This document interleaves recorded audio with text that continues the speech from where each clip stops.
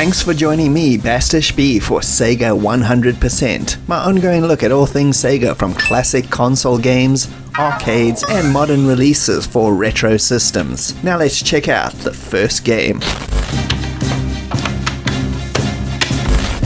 And today's theme is fantasy, and we'll head over to the Dreamcast for the first review, which is Record of Lodoss War, Advent of Cardis, which was released on the Dreamcast in 2000 and got an English release 1 year later by Cave. The game was an action RPG set in a fantasy realm and acts as a side story to the original anime series, which is still one of the coolest fantasy epics you'll ever watch. There were quite a few Lodos War games released on retro systems in the 90s, but none of them saw an English release until this Dreamcast entry, which was the first, with the game being developed by Neverland, the same company that did Lufia and the Ruin Factory RPG series. In the story, the Wizard Wart resurrects you, an ancient famous warrior from the past, to help stop Cardis, the goddess of destruction. The game plays very much like the classic 90s PC game Diablo, but with a much bigger emphasis on story and characters as well. In the beginning, you basically take out a goblin fortress. This is your first quest. Once you do that, you have a hub base to come back to. At the base, you can send goblins out to find treasure for you, you can take on the game's many quests, and visit the blacksmith, who you can take mithril to, and he can enhance your weapons and armor for you. You've also got a level up system, RPG style, from slaying scum, and plenty of unique items to pick up and use, tomes to read to upgrade your skills. And that really only scratches the surface of the amount of stuff you can do. It's pretty deep, but none of it makes the game feel overwhelming in any way.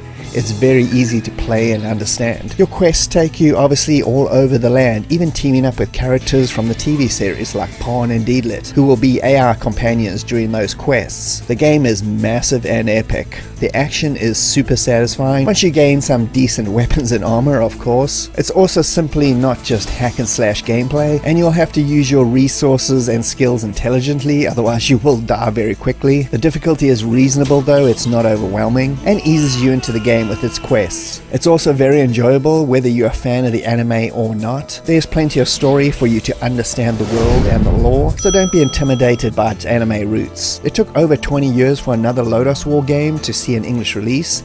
The excellent Deedlit and Wonder Labyrinth on all modern systems, a brilliant Castlevania style experience which I'd highly recommend you check out. This is probably the Dreamcast's most hidden gem game on the system, bar none, and that's saying something for the Dreamcast. A super cool action RPG hybrid that's an absolute must play. We interrupt our program to bring you this important message.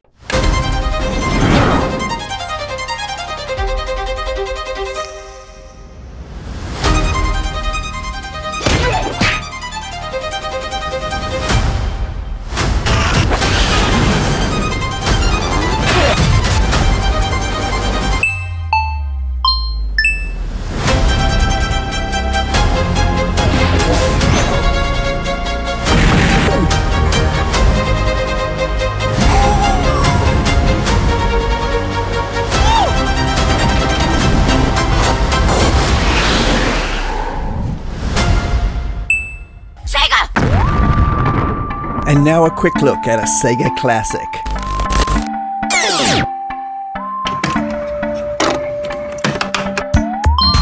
And now over to the Sega CD for Dungeon Explorer, a 1995 US and European release only by Westone, the makers of Sega's Wonder Boy series. It was a frantic, gauntlet-infused game with light RPG elements and supported 1 to 3 players simultaneous action. And boy is that needed, because this game does not hold your hand. You better get used to that game over screen. You're gonna see it a lot. Despite the name, it is not a port of any of Hudson's TurboGrafx games, but a completely original adventure tailored for the Sega and Mega CD in the same universe as that series games. You got a really cool lineup of characters, 6 in total, from ninjas, monks, beastmen, plus more, and you have a hub world where you can save and visit a shop to spend all that money on new equipment as you level yourself up. You're able to access all 6 dungeons from here to enter, although be wary, some are just way too hard to start off with, so you gotta choose wisely. But your overall goal is to free the goddess of ambition, who's locked up in the final tower. She can grant anyone's wish, and seeing as your group of misfits is stranded in this strange world, you'll need her to send you back home.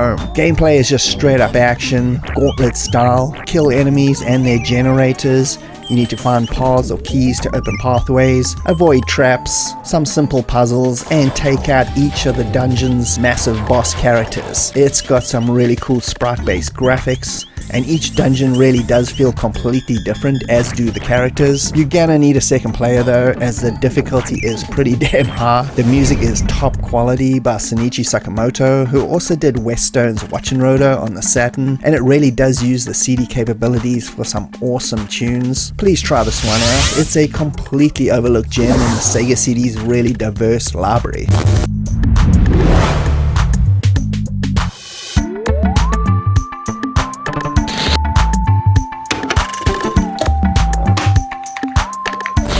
And now over to the Saturn for our final game, which is the Dungeons and Dragons collection. Hit the Saturn up in 1999. A double release of two extremely popular arcade scrolling beat-em ups by the masters, Capcom. The pack included 1993's Tower of Doom and 1996's Shadow over Mystara, both set in the fantasy world of Dungeons and Dragons. This collection on the Saturn was only released in Japan. Today though, we're just gonna have a look at Tower of Doom, which recently got a full English fan translation by Lyranica to the Saturn. You may be thinking, why does a scrolling beat 'em up need a translation? Well, the game is a lot more than simple hack and slash action. If you've never played it before, you got to pick between 4 different characters: an elf, a fighter, cleric and dwarf in standard fantasy style, and set out on a story to free the Republic of Darrakan in Mystara, who's been besieged by monster attacks set up by the Archlich Deimos in his Tower of Doom. The game is a lot more though than simple Capcom style action, and you got your usual hack and slashes, but you can also pick up a multitude of secondary limited weapons, from magic rings, bows and arrows, molotovs and plenty more. You can also collect loot from fallen enemies, using them in the shops in the next town to restock your secondary weapons. But what really sets it apart mostly from general beat-em up fare is the story elements and branching paths. This is obviously where the translation really shines. Many points in the game will give you choices of where to go next or what mission you want to try to complete, which you'll receive in the big cities. The story is obviously not super deep as it is an arcade game, but it really does add a lot of atmosphere, and even the fact that your characters level up RPG style plays overall into the whole Dungeons and Dragons mechanics. The Saturn version offers 2-player gameplay, which doubles the fun and is highly recommended way to play the game. The graphics and sound are pretty much arcade perfect, and that excellent Capcom beat-em up gameplay that they perfected oh so well in Final Fight and Alien vs Predator is represented yet to perfection. Hopefully Lyranica will also give Shadow over Mystara the same treatment on the Saturn to round out this excellent collection for English fans. I hope you enjoyed the episode. Please subscribe to 64K for future episodes of retro gaming goodness.